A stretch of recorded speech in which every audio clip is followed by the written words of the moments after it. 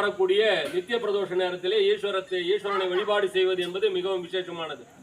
அதிலும் குறிப்பாக பிரதோஷ நேரத்திலே வரக்கூடிய ராகுகால நேரத்திலே சரபேஸ்வர எம்பெருமானை வழிபாடு செய்வது என்பது மிகவும் விசேஷம். அதுவும் அமுத ராகு காலம் என்று சொல்லக்கூடிய இந்த ஞாயிற்றுக்கிழமையில வரக்கூடிய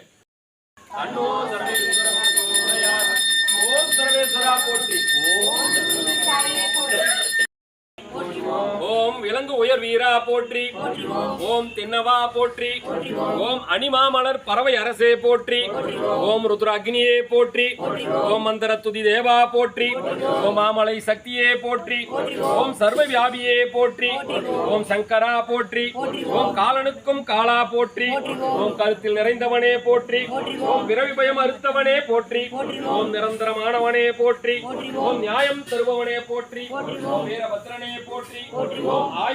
வணக்கம். தங்கம் தொலைக்காட்சி வலைதள செய்தி சேனலின் பக்தி செய்தியாளர் ஈஸ்வரன்.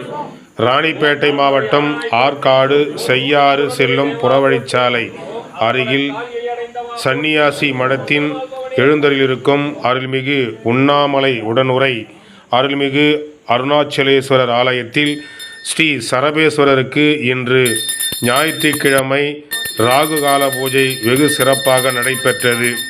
முன்னதாக ஸ்ரீ சரபேஸ்வரருக்கு பல்வேறு விதமான அபிஷேகங்கள், ஆராதனை, தீபாராதனை, அலங்காரம் நடந்து முடிந்து பின்பு ஸ்ரீ சரபேஸ்வரருக்கு ஏற்றவாறு பக்தி சொற்பொழிவுகளும் நடைபெற்றன.